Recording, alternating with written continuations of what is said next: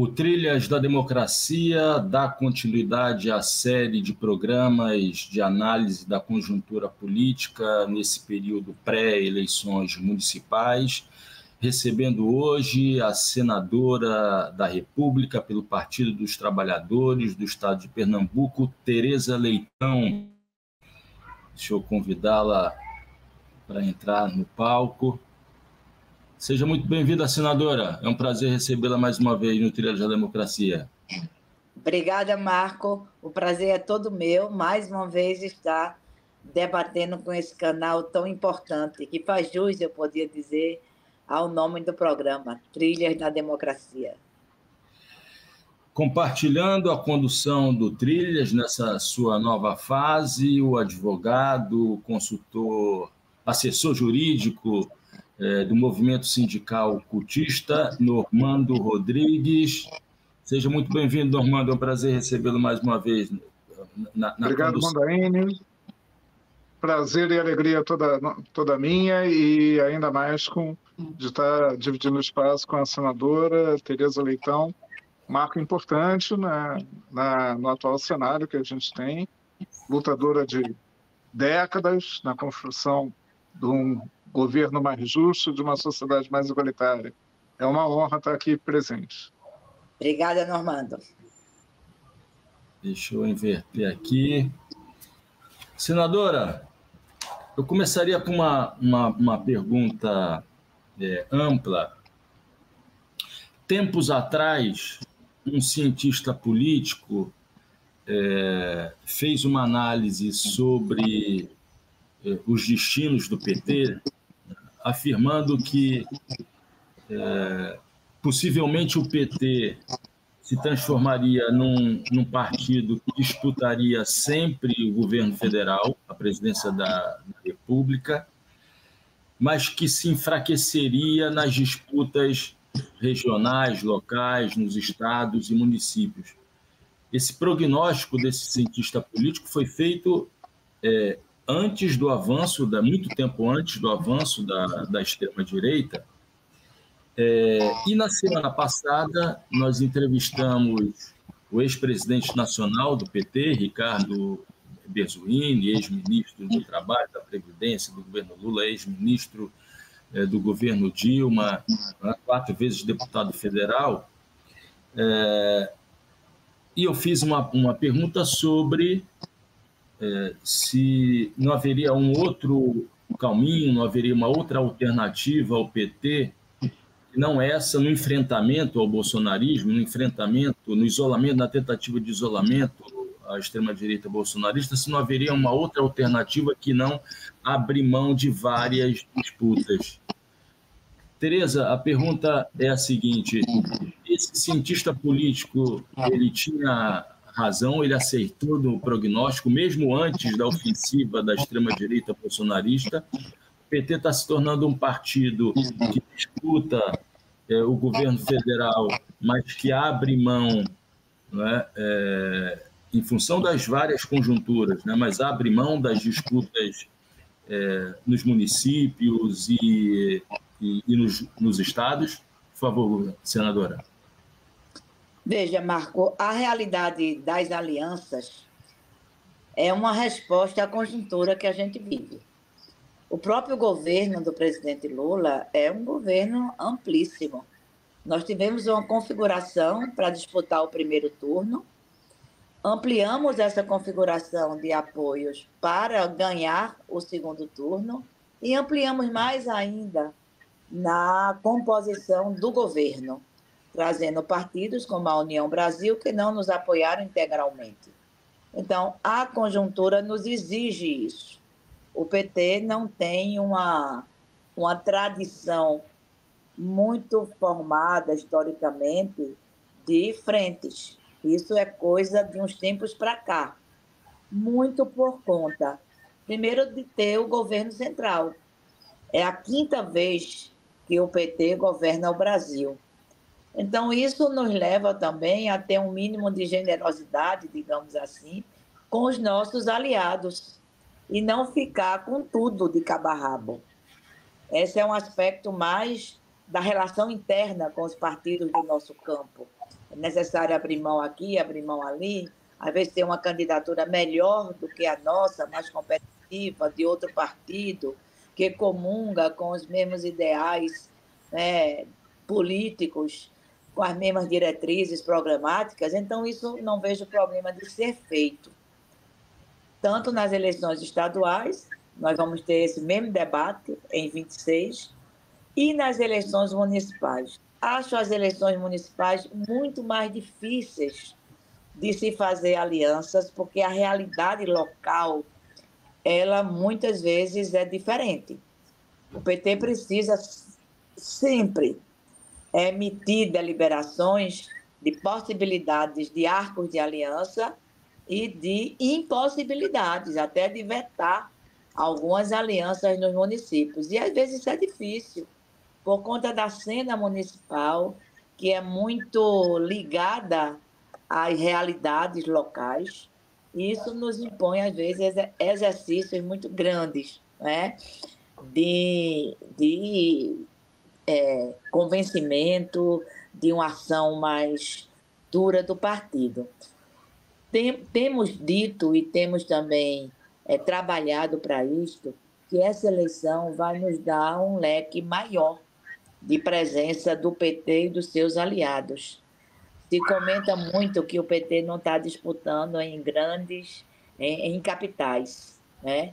Está disputando em algumas capitais, evidentemente, mas fazendo aliança em várias outras, e como também cidades grandes, cidades que têm segundo turno, cidades que influenciam a cena política estadual, visando uma grande aliança que vai precisar ser feita em 26. Sairemos dessa eleição fruto dessas conversas e dessas alianças locais, eu acho que maiores do que na eleição passada.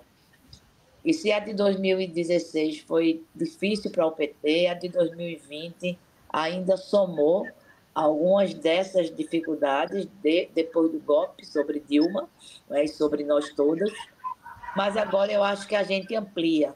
E estamos fazendo um movimento que eu julgo importante, que é não fixar apenas nossas energias na disputa pelo Poder Executivo, nas disputas majoritárias, onde a gente tem chance, a gente está presente. Mas dar uma atenção muito especial às câmaras municipais. Ter uma rede de vereadores e vereadoras vai ser fundamental para o PT em 26. E acho que isso a gente tem feito com certa dificuldade aqui e acolá, mas com a compreensão também dos aliados. É a primeira eleição mais ampla que a gente vivencia com a federação, e isso, Marco, foi um grande desafio. Muitas vezes, Normando, os problemas de aliança surgem dentro da própria federação. A disputa por candidaturas, e você sabe que a federação atua como um partido. Então, foi um exercício, está sendo um exercício muito desafiador, por conta tanto do episódio, né, da vivência com as federações, quanto dessa necessidade de ampliarmos essa rede na base, que é o município. Então, Tereza, não condiz mais com a realidade uma crítica que era feita por vários políticos do campo, digamos, democrático, progressista, de que o PT, entre os quais o ex-governador, ex-ministro Ciro Gomes, de que o PT é um partido autoritário, fominha, que não aceita dividir espaços com aqueles que compõem o campo. Isso não condiz mais com a realidade. Não, isso é uma crítica, inclusive, muito azeda. Porque se você olhar o ciclo, né, o ciclo de alianças e de espaços que os partidos desta aliança ganharam legitimamente, mas porque estavam com o PT, quem era o PCdoB, um aliado histórico do PT, antes da eleição de Lula em 2022? O partido da UNE, um partido ideologicamente forte, leal aos princípios da democracia, mas com pouca inserção eleitoral. O PCdoB, pós esse período, tem uma bancada nunca teve bancada grande, mas sempre teve bancada forte. Tem uma bancada de deputados federais, administrou o estado do Maranhão, administrou várias cidades. Sem uma força coletiva de um campo, isso não seria possível. O próprio PSB cresceu muito depois que nós conquistamos o governo em 22 e ampliamos essas alianças. O próprio PDT também, apesar de tapas e beijos, né, vivenciados conosco, mas esse campo ele tem crescido. O surgimento do PSOL, um aliado importante também, esse campo tem crescido. O PT usa a sua liderança onde tem força e onde pode usar, como qualquer um outro partido faz isso. Todos fazem isso nos territórios onde tem liderança. Agora, o importante é que façam isto, isso também serve para nós, façam isso não por um poder meramente pragmático, não o poder pelo poder, mas que a força desse poder ela venha também calcada em propostas, em estratégias, não para nos vencer ou disputarmos entre nós, mas para vencer e disputarmos com os nossos adversários. Alguns, inclusive, nossos inimigos. Inimigo de classe, inimigo de projeto, inimigo do que se entende como nação, inimigo do Brasil até. Então, eu acho que isso vale para todo mundo. Não vale só para o PT, não. Agora, claro, um partido que tem um presidente da República saído das suas hostes pela 5ª vez, tantos outros têm que olhar isso com respeito, como nós temos que olhar com muita responsabilidade. Não podemos ter salto alto, nem estar abafando as possibilidades de crescimento de nossos aliados. E eu acho que a gente verdadeiramente não tem feito isso. Passar a palavra para Normando. Por favor, Normando. Agora, senadora, ainda sobre a política de alianças. Vem do PSOL, especificamente no Rio de Janeiro, menos em São Paulo, que o PSOL tem a cabeça da chapa do município mais importante, né? Poucas décadas atrás, antes do boom do petróleo, era o 3º orçamento da República, né? O do município de São Paulo, era maior do que qualquer outro estado. Hoje já não é mais, mas ainda é o município mais relevante no cenário nacional. Vem do PSOL, particularmente no Rio de Janeiro, uma crítica de que o PT está usando a ameaça fascista como a direita usa o fantasma do comunismo, que ela seria justificativa para tudo, para uma aliança injustificável do ponto de vista da política de luta de classes. E, particularmente, a candidatura do professor Tarcísio, no Rio de Janeiro, faz essa crítica ao apoio do PT à candidatura do Eduardo Paes. No Rio e em São Paulo, né, em ambas, me parece que a ameaça fascista é muito presente, é muito concreta, né? A gente vê com possibilidade de vitória o Pablo Marçal, ou o atual prefeito Nunes, aliado a Bolsonaro e à extrema-direita, para além do fascismo em si.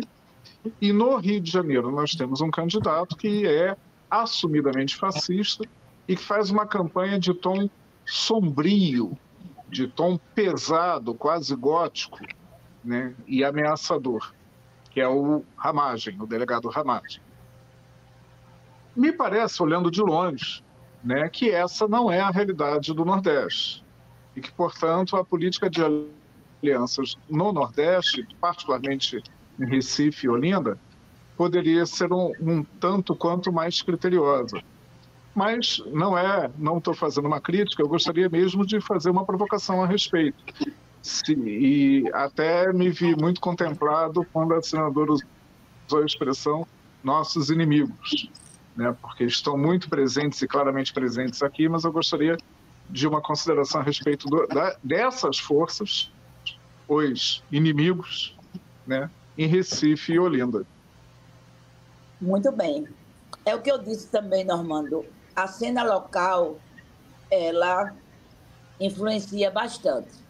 As relações políticas do município do Rio de Janeiro, as relações políticas do município de São Paulo, nos levaram a ter esse arco de aliança diferenciado. Em São Paulo, nós estamos apoiando Boulos, vamos levar Boulos para o segundo turno e vai ser uma campanha de vida ou morte. E a gente vai ganhar aquela eleição. No Rio, foi uma das alianças mais difíceis. Inclusive, o PT, assim como no Recife, almejava ter a vice, o candidato de Eduardo Paes, né? E houve, do próprio Eduardo Paes, e houve todo um contexto que já se comunica com 26, parecido com o que houve no Recife, onde não ficamos com a vice e tudo se comunica com 26, onde ambos os prefeitos tendem a ser candidatos a governador com o apoio do PT e apoiando Lula. Isso foi um fator que pesou bastante. Em relação a Recife e Olinda, nós também temos duas configurações diferentes, e eu incluiria até Jaboatão também, onde o nosso é o segundo maior colégio eleitoral, e onde o nosso candidato, Elias Gomes, ele conseguiu fazer um amplo leque de alianças, o vice dele, inclusive, é do MDB, né? E lida com dois candidatos bolsonaristas, o prefeito e a deputada Clarissa Tessio.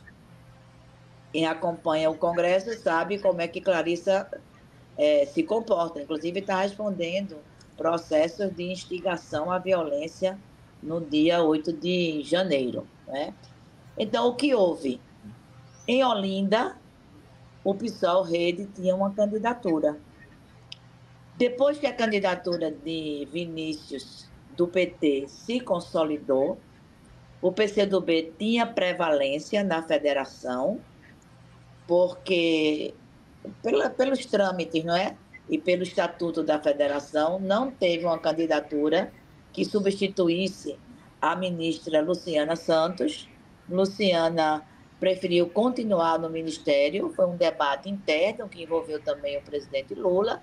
Nós esperamos todo o prazo necessário para uma decisão do PCdoB, em não havendo, o próximo era o PT, que tinha já a pré-candidatura de Vinícius. Então, a candidatura de Vinícius, ela surge com uma força de dois tamanhos. Primeiro, a unidade interna do partido, a unidade interna do PT. Não teve disputa. Vinícius é o pré-candidato, era o pré-candidato. E depois a unidade interna da federação. Isso foi importante. Depois veio o PSB, que tinha uma pré-candidatura que nunca se declarou como pré-candidata, a deputada delegada Gleide Ângelo, mas que tinha uma força eleitoral grande, tem uma força eleitoral grande na cidade, mas veio conosco logo na primeira hora. Então, toda a esquerda veio com a nossa candidatura, a esquerda histórica de Olinda. Na última eleição de Renildo Calheiros, ele conseguiu fazer um leque de aliança imenso, que ia do PSOL ao PSDB. Depois isso foi se estreitando nas candidaturas subsequentes.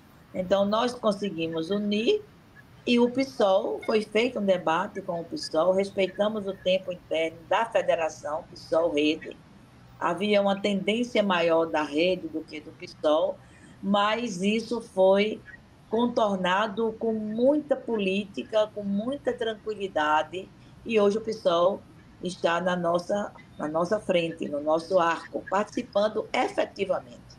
Efetivamente, o PSOL tem participação dos movimentos sindicais intensa em Olinda, o movimento da educação, eles têm participação na direção do sindicato, e foi um ganho para a candidatura de Vinícius. No Recife, isso não foi possível. O PSOL tem uma candidata, é uma candidata da federação, PSOL-Rede, né? Apenas a federação. A UP também tem uma candidata, o PSTU também tem uma candidata, e o PT está apoiando o PSB. O PT e a federação, né? A federação, inclusive, ocupa a vaga de vice com o PCdoB, vaga que foi pleiteada por nós também. Então, foi muito o arcabouço local, né?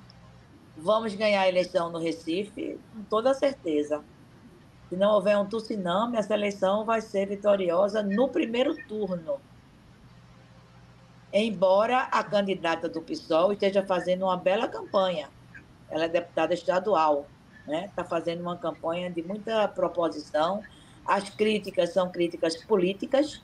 Ninguém vê Dani Portela envolvida nas baixarias do candidato de Bolsonaro de forma nenhuma, né? E isso é bom para a esquerda. Eu acho que isso é bom.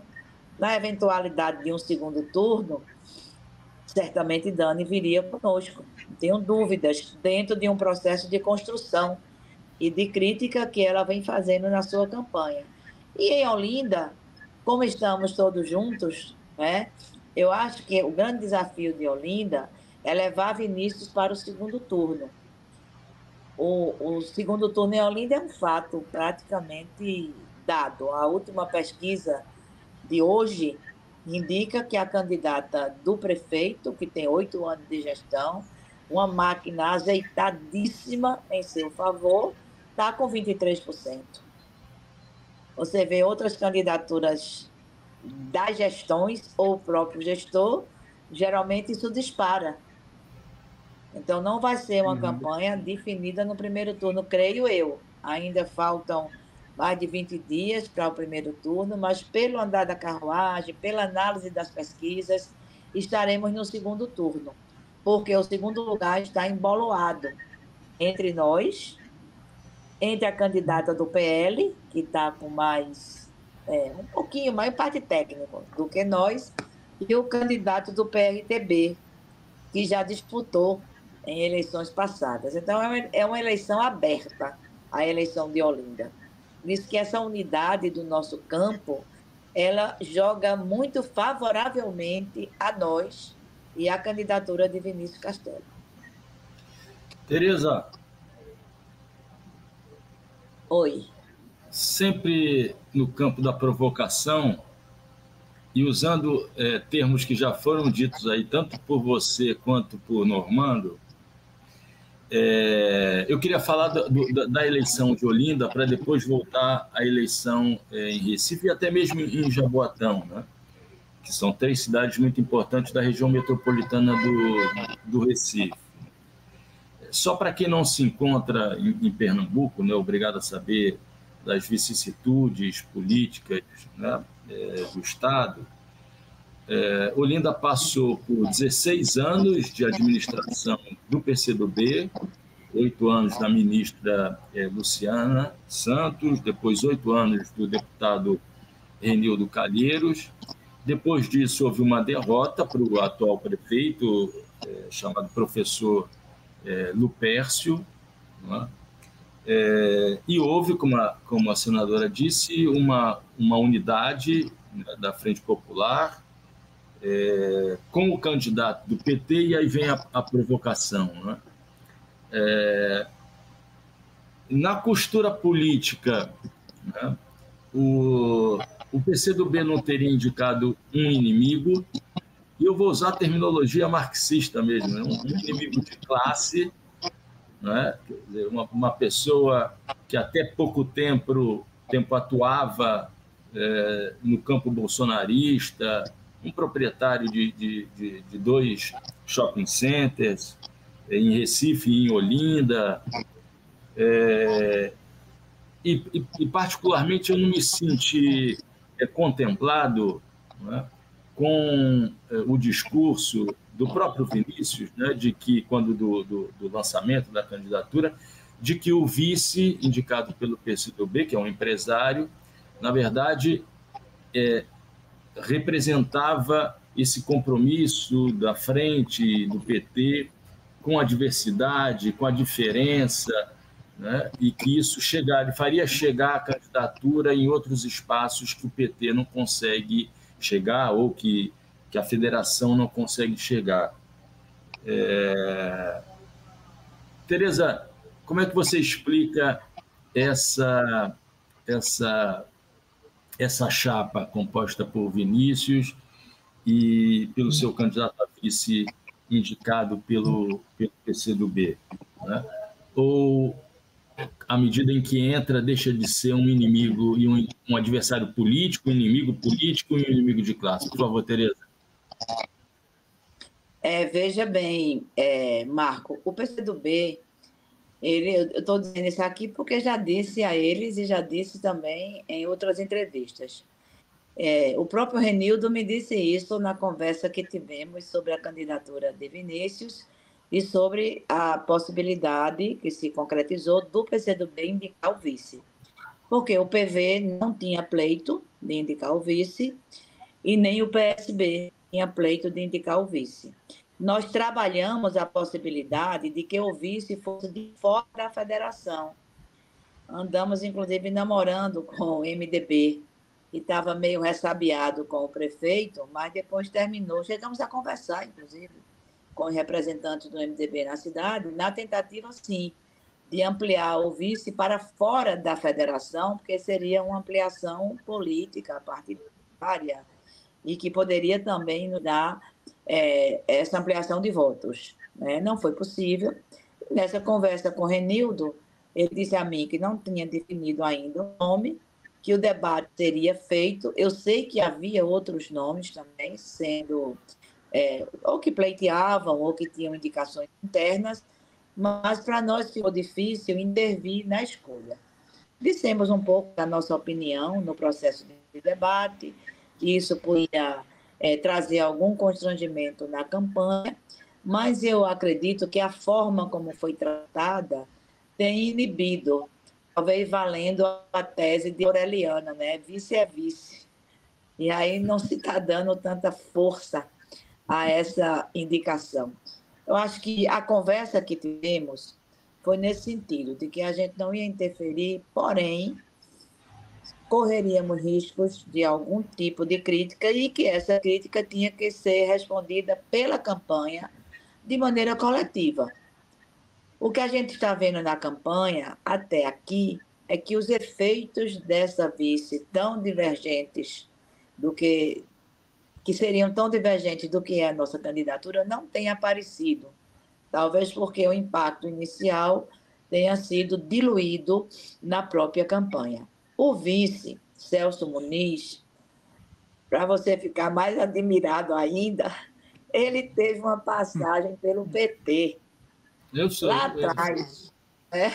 Na década de, acho que 2000, início de 2000, 2000 e pouco, chegando, inclusive, a ser candidato a vereador pelo Recife. Depois se desiludiu com o PT, saiu, foi para o MDB e foi candidato a prefeito de Olinda pelo MDB, ou pré-candidato. E aí, depois que veio para o PCdoB, numa articulação com o deputado Renildo Calheiros, se disse totalmente superado a defesa que ele fez de Bolsonaro, e fez, ele apoiou Bolsonaro, né, na eleição passada, mas o PCdoB acolheu ele. E aí, para nós, é difícil dizer quem é que o PCdoB deve acolher ou não. Se acolheu, deve fazer o trabalho, não é, de reposicionamento. E o que a gente tem colocado no debate político com a cidade é que estamos apresentando um programa de governo para ser executado pelo governo, coordenado, evidentemente, pelo prefeito que será eleito, e com os demais atores políticos que configuram essa composição no primeiro turno, que pode vir a ser ampliada no segundo turno. A prevalência não será do empresário que é vice, de forma nenhuma. A prevalência será do programa de governo, alinhado com as diretrizes da Frente Popular, alinhados com as diretrizes do nosso governo federal, que tem tido muita dificuldade de implementar as políticas no município de Olinda, porque o prefeito não quer. O prefeito é muito cioso do seu grupo, né, quase que familiar. É muito cioso, é muito fechado. Olha que ele tem um apoio amplo e a gente não vê essas lideranças dando as cartas no governo de Lupécio. Ele tem apoio da governadora, ele tem apoio do ministro Silvio Costa, filho, ele tem apoio do ministro André de Paula, ele tem apoio da ex-deputada Marília Reis, ele tem apoio do deputado Augusto Coutinho, tudo base do governo Lula. E ele nega Lula. O prefeito Lupécio nega Lula, nega a minha presença na cidade. Eu fui majoritária na cidade sem ele me apoiar. Eu fui majoritária na cidade com apoio da minha base política. Eu sou de Olinda também, voto em Olinda. Fui candidata a prefeita em Olinda. Sempre tive muito voto para deputada em Olinda. Mas eu não pude contribuir na medida que eu queria com a prefeitura, porque as políticas do governo Lula não conseguem chegar. Então, isso que a gente está dizendo para a população, entendeu, Marcos? Que eu acho que isso, Marco, eu acho que isso que é o principal. Eu acho que isso é o principal, é a população saber que vai ter um condutor desse processo, um líder desse processo, que não vai ser autoritário de liderar e de governar sozinho, mas vai ter uma diretriz, que é o programa de governo, que não foi feito por empresários. Dialogamos com o CDL, claro, todos os candidatos são chamados para dialogar com o Clube de Diretores Lojistas, que em Olinda precisa de muito apoio, de muito incentivo de gestão. Dialogamos com um roteiro ou com perfis de empresários, sim, mas muito poucos. Em Olinda, essa categoria ela é muito fraca. Olinda é uma cidade que carece muito desse tipo de desenvolvimento. Então, nós estamos investindo no nosso programa de governo, nas políticas públicas, na condição de Olinda ser uma cidade patrimônio e de não merecer essa atenção da atual gestão, na condição de Olinda ser uma cidade cultural e não merecer essa atenção da atual gestão, nas periferias abandonadas. Então, isso dá força ao nosso programa e eu acho que diminui esse inicial constrangimento de um candidato que apoiou o Bolsonaro e de um candidato que é empresário, porque hoje, na verdade, ele está no PCdoB. Então, o PCdoB precisa, né, fazer a cartilha, que acredito que já fez, né, de como ele deve se conduzir na gestão, que vai ser uma gestão ampla. Sem contar o que você falou, o PCdoB tem 16 anos de gestão. Perdeu 2 eleições. Perdeu 16, quando o alerta foi dado, e eles não quiseram apoiar uma candidatura do PT. Fui eu a candidata, mas poderia ter sido outro, poderia ter sido Paulo Valença, por exemplo, que foi 8 anos vice-prefeito de Luciana. O alerta piscou, mas não houve consenso, né? Saímos com 2 candidaturas do campo.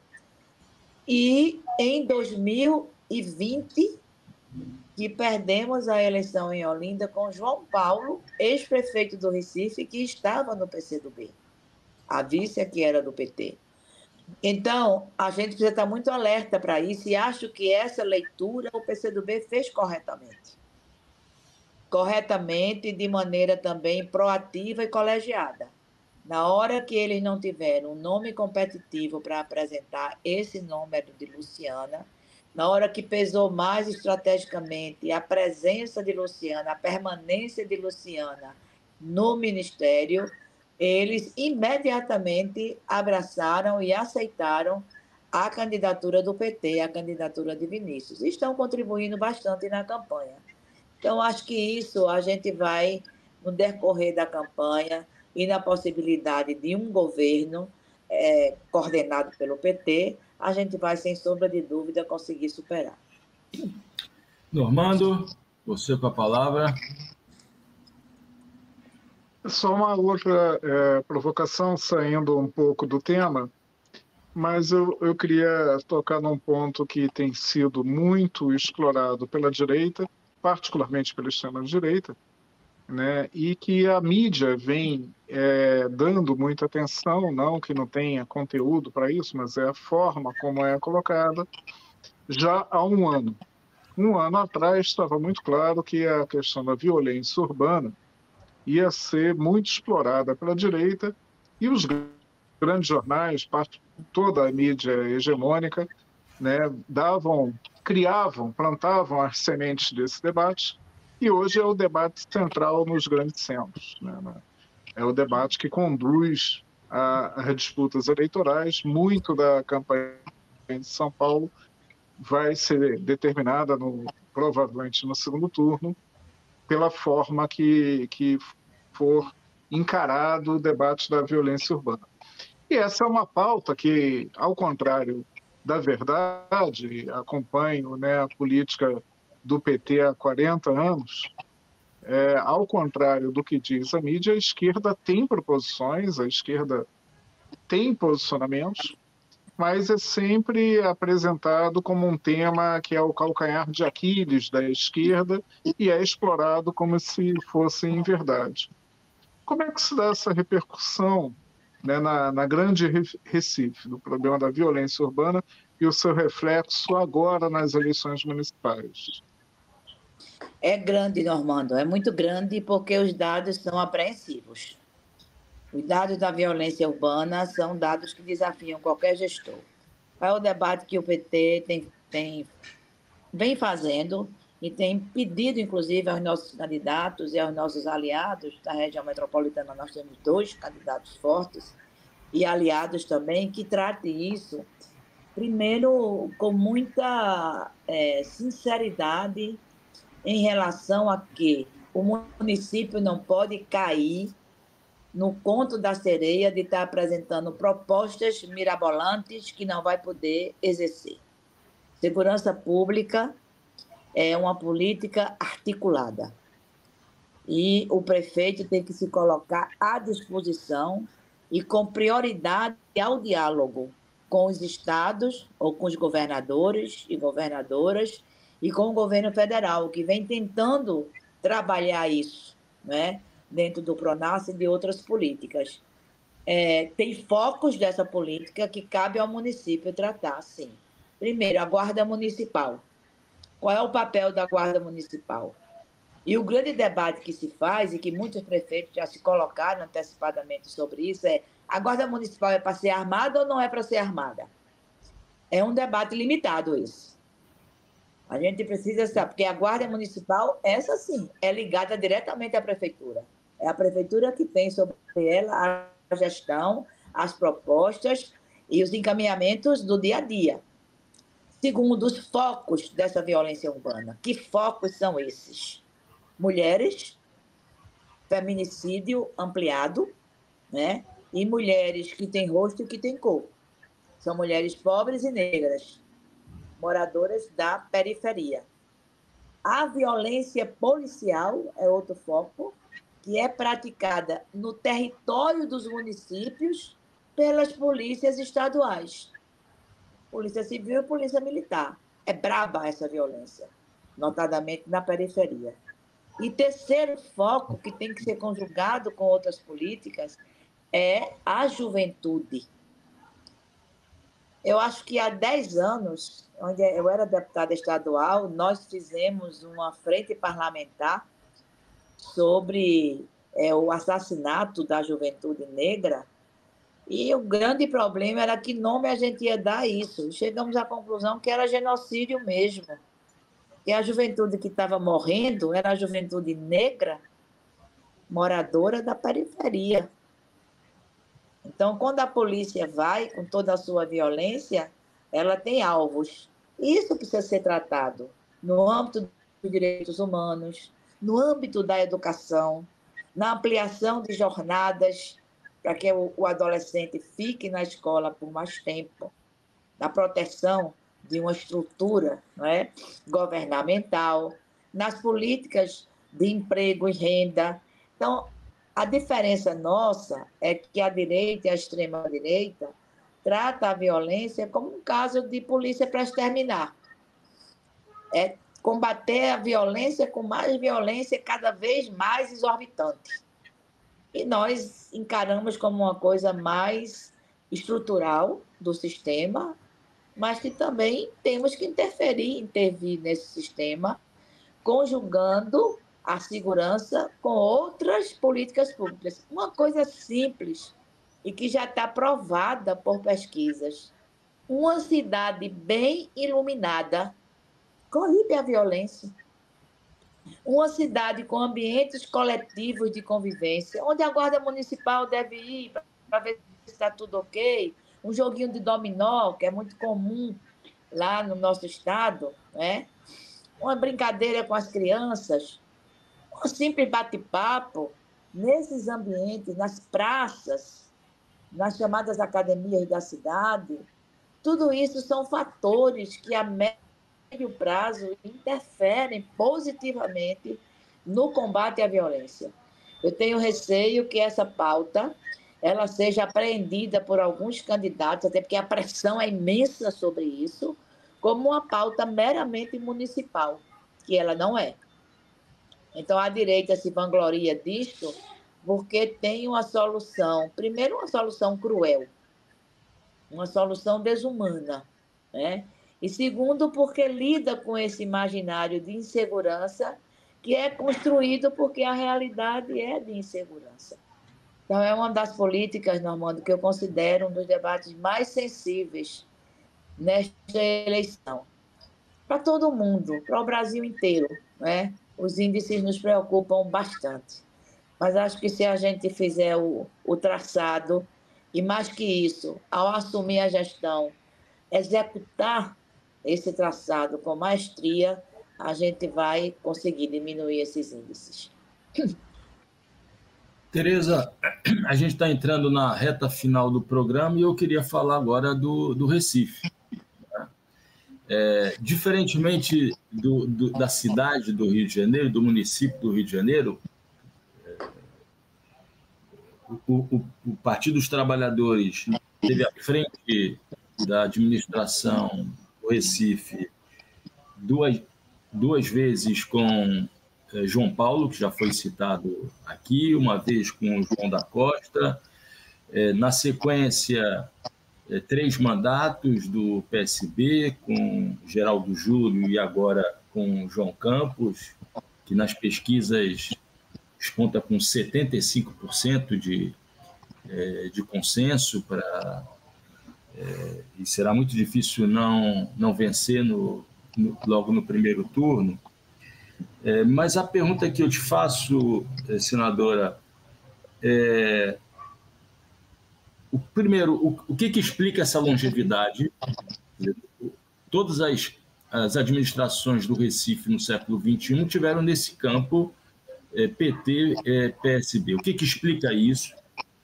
E, de outro lado, né, apesar de saber que o PSB apoia o candidato do PT, seja em Olinda, seja em Jaboatão, dos Guararapes, o PT não teria aberto a mão dessa disputa no Recife, né? E essa abertura de mão da disputa no Recife não pavimenta o caminho para que a família Campos volte a ocupar o Palácio das Princesas, o governo do estado de Pernambuco, tendo em vista a força do atual prefeito e, na verdade, a força da memória de Eduardo Campos. E, nesse sentido, o PT não estaria se tornando um partido subalterno na cidade do Recife? Por favor, Tereza. Primeiro, eu acho que essa força ela vem da tradição da Frente Popular do Recife, com Arraiz e Pelópio da Silveira. É sempre bom relembrar esses dois personagens. No Recife, às vezes as memórias são curtas, né? Importantíssimo isso. Depois, Joaquim ganhou, né? Depois a gente teve também prefeitos biônicos. E depois, no tempo da redemocratização para cá, o PT sempre disputou. Essa é a primeira eleição que o PT não disputa. Em 2000, disputou e ganhou para um prefeito que estava sentado na cadeira. Ganhamos com João Paulo. Em 2004, João Paulo foi reeleito no primeiro turno com um amplo espaço de aprovação. Em 2008, o próprio João Paulo indicou seu sucessor, com a força política que ele tinha naquele momento. E o sucessor governou. Em 2012, foi a lambança do PT, Marco. Nós perdemos para nós mesmos. O prefeito estava sentado na cadeira e não se admitiu que ele fosse candidato à reeleição. Ele participou de uma prévia, ganhou a prévia, não se aceitou a prévia, e enquanto vinha um processo de nova prévia, dessa vez acompanhada pela direção nacional, os aliados também começaram a se mexer, vendo a fragilidade do PT, e veio uma intervenção. Essa intervenção colocou as duas maiores lideranças do PT naquele momento na disputa, um para prefeito e outro para vice. Humberto, candidato a prefeito, e João Paulo, candidato a vice. E mesmo assim perdemos para um desconhecido que foi eleito pela força de Eduardo Campos, que era governador e bastante bem avaliado, muito bem avaliado, que foi Geraldo Júlio. Geraldo Júlio fez a segunda gestão disputando com o PT. O PT levou a eleição para o segundo turno, né? Em 18, né? Não, em 16. Em 16, o PT, com João Paulo, levou a eleição para o segundo turno. Perdemos no segundo turno. Em 20, o PT disputou de novo com o PSB. Marília pelo PT e João Campos pelo PSB. E novamente levamos a eleição para o segundo turno. Por que é que eu estou dizendo isso? Para poder a gente saber que o PT tem força no Recife. Qual é o nosso problema? Que aí é um problema interno nosso. Como usar essa força? Aí o que houve de 20 para 24? Uma eleição em 22. E essa eleição de 22 reaproximou o PSB do PT. Foi uma eleição ruim para o PSB em 22. O PSB perdeu o governo do Estado depois de 16 anos de gestão. Da chapa, só quem fui eleita fui eu, que sou da onde? Do PT. É evidente que o PSB me apoiou. Os prefeitos do PSB vestiram a camisa, fizeram campanha e tudo. Mas a senhora é senadora do Lula, não podia deixar de ter vencido. Também tem esse componente bastante importante. Eu nunca neguei a campanha. Ele dizia, a senadora do meu coração, né? Sem sombra de dúvidas. Eu me comporto assim até hoje. Pois bem, então, essa eleição de 22... que enfraqueceu o PSB, mas ele soube trabalhar nessa fraqueza uma reaproximação conosco, a partir de um compromisso com o presidente Lula. O PSB apoiou Lula em 22. Apoiou Lula em Pernambuco, apoiou Lula no Brasil inteiro. Compõe o governo, tem a vice do presidente Lula com Geraldo Alckmin. Então, todos esses fatores eles influenciaram para uma reaproximação depois daquela campanha tão acirrada de 2020. A própria Marília, que saiu do PT, hoje é a presidente estadual do Solidariedade, se reaproximou de João Campos e do PSB nessas eleições municipais. Então, isso foi mediado, a meu ver, pela conjuntura nacional. Não foi a falta de força do PT no Recife. Foi a falta também de uma estratégia que pudesse ter uma candidatura própria e a gente não teve. Por quê? Porque estamos no governo. Desde o primeiro momento, a aliança com o PSB foi selada. Passamos a reivindicar a vice, sim.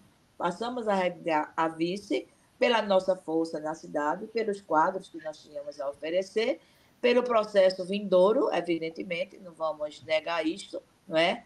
Mas, sobretudo, porque isso poderia simbolizar no Recife, que é a principal capital onde o PSB disputa, porque Pernambuco é um estado matriz do PSB no cenário nacional, significaria a mesma aliança nacional invertida. PT e PSB, PSB e PT. Argumentamos até onde pudemos, até o presidente Lula ter a conversa final com o prefeito do Recife. Isso vai nos tirar da campanha? Não, de forma nenhuma. A tese da aliança com o prefeito já estava firmada antes da decisão de termos ou não termos a vice. A gente fica triste? Fica. É evidente, quem é que não fica, podendo ser o vice de uma capital como Recife, capital que nós já governamos por 3 vezes. Mas a conjuntura e o contexto nos levou a esse desenho. Política é força, mas política também é gestos, né? Então, esses dois componentes atuaram fortemente para a gente ter essa configuração, que eu sei que será uma configuração vitoriosa. E, para completar, houve também, dentro da federação, uma dissidência, porque o vice é do PCdoB. Então, não dava para a gente esticar a corda mais do que a gente esticou, Marco.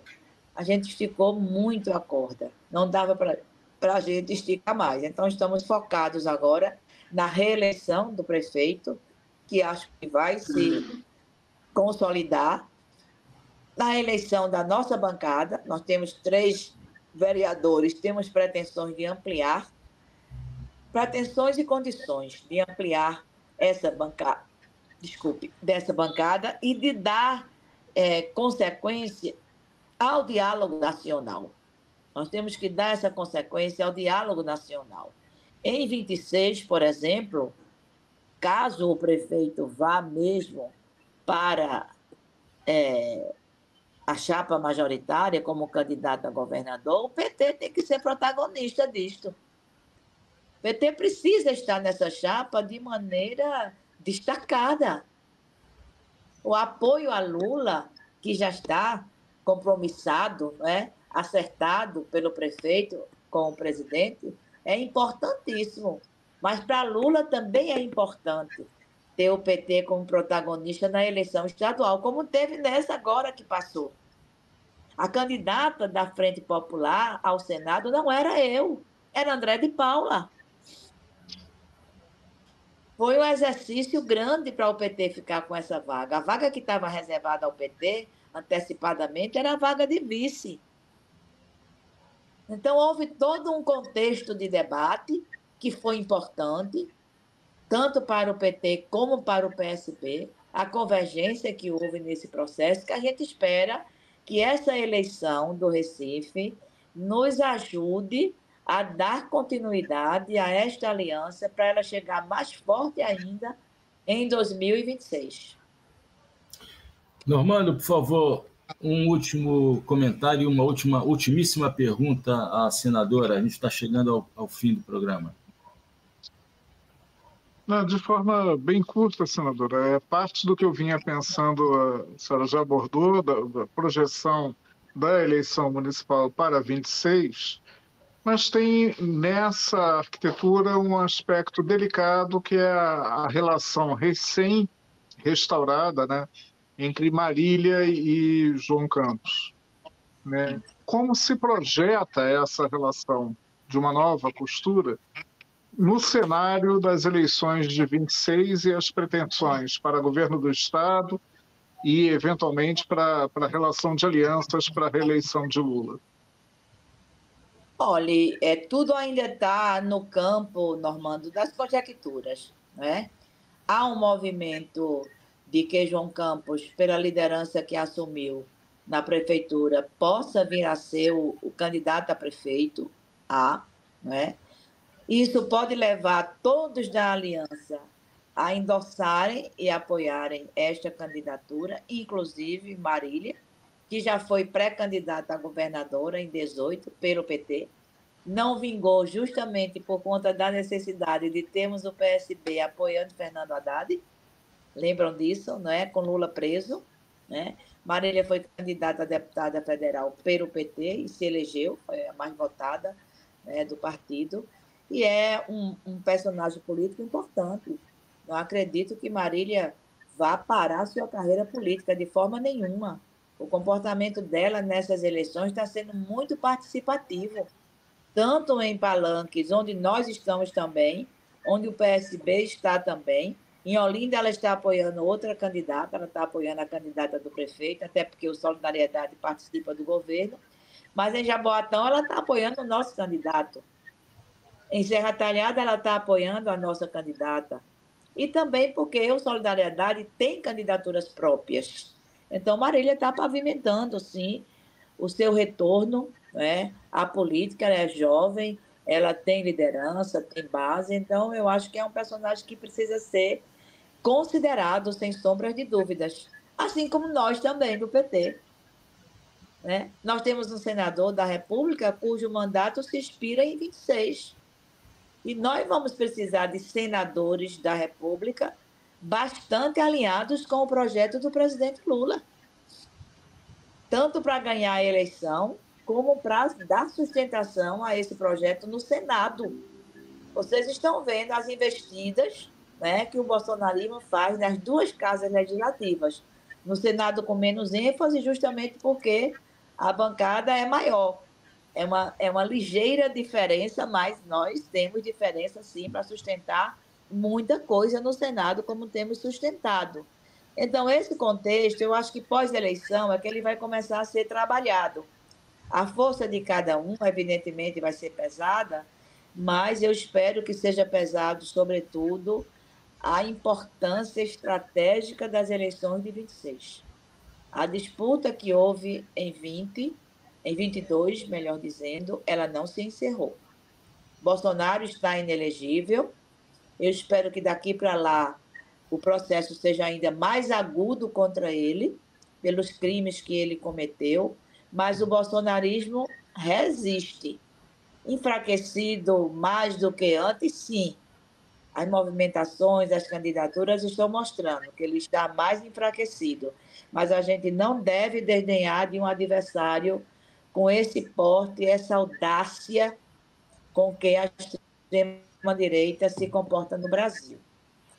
Então, preparar esse caminho é fundamental para a gente ganhar 26 com força eleitoral e com força política, para continuar nas trilhas da democracia. Senadora Tereza Leitão, do Partido dos Trabalhadores de Pernambuco, a senadora do Lula, é sempre um prazer dialogar, ouvi-la, senadora, no Trilhas da Democracia. Muito obrigado, Normando. Até a próxima semana, que terá a participação do deputado federal do PSOL do Rio de Janeiro, Chico Alencar, e em questão a conjuntura política que precede as eleições municipais no Rio de Janeiro. Tereza, suas ultimíssimas palavras à guisa de conclusão, por favor. Só agradecer o convite para mais uma vez participar desse programa, agradecer a você, agradecer a Normando, provocações muito bem pontuadas. Eu acho que é uma eleição que a gente não pode ficar no mais em cima do muro, né, dadas as circunstâncias, e o programa, com esse leque de entrevistas que eu vi na divulgação, ele tende a contribuir bastante, né, com as escolhas do eleitorado, com as posições para o debate e com a defesa intransigente da democracia no nosso país. Eleição passa, mas ela é um fator preponderante para a consolidação da democracia no Brasil.